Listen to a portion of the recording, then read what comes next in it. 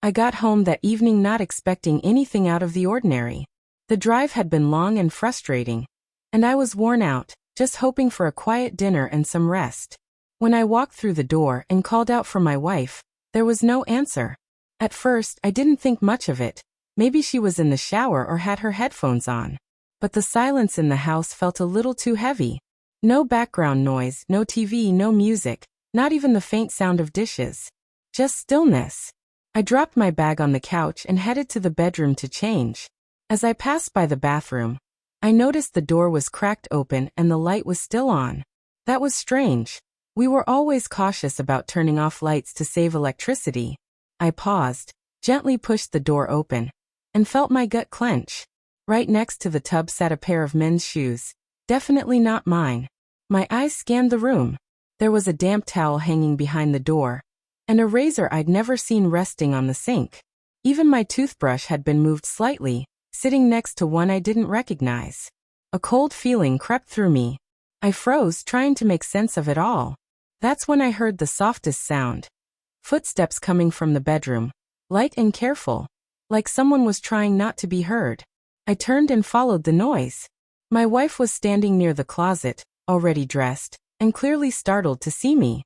Her face went pale, and her eyes widened like she hadn't expected me to come home yet. Trying to stay calm, I said, "There's something in the bathroom I want to ask you about." Her eyes flicked toward the hallway. "What do you mean?" she replied, voice tight.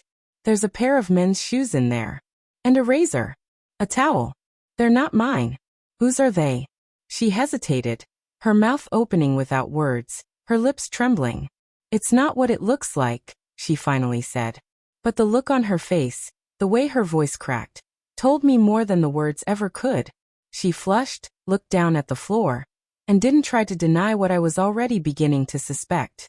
"Why do you look so scared?" I asked. She shook her head and tried to explain. "It's just a friend. He came over after the gym to shower, that's all." My chest tightened. "A friend? Since when do your friends shower at our house?" She didn't answer.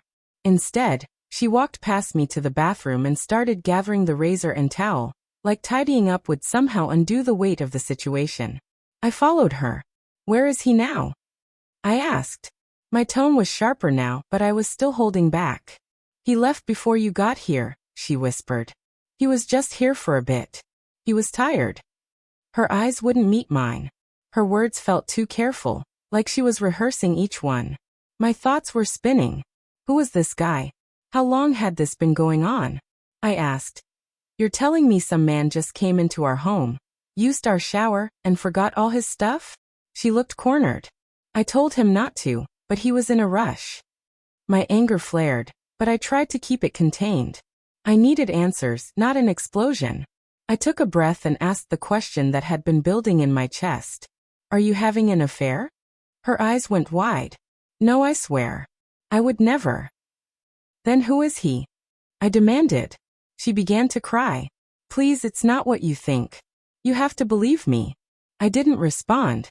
I sat on the edge of the bed, covering my face with my hands, trying to hold back the storm inside me. She stood frozen, like she didn't know whether to speak or stay silent. The air was thick, heavy with the weight of everything unsaid.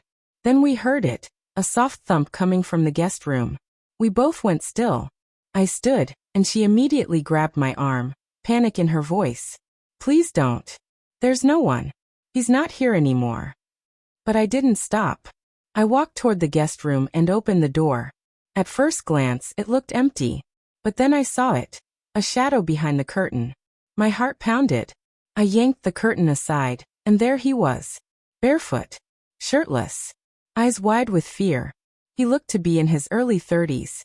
"What the hell is going on?" I yelled. He stumbled over his words, trying and failing to explain himself. My wife ran in, crying, clutching at my arm. "Please don't do anything. Let me explain." I turned to her, furious. "Explain? You told me he left. You lied right to my face." She sobbed harder, covering her face with her hands. I panicked. I didn't know what to do. I turned back to the man. "Who are you?" He looked at me like a trapped animal. "I'm sorry. I didn't mean for this to happen." "So it's true. I asked, though I already knew. My wife collapsed onto the bed, crying uncontrollably. I didn't mean for any of this. It just happened. I never wanted to hurt you. I couldn't take it anymore.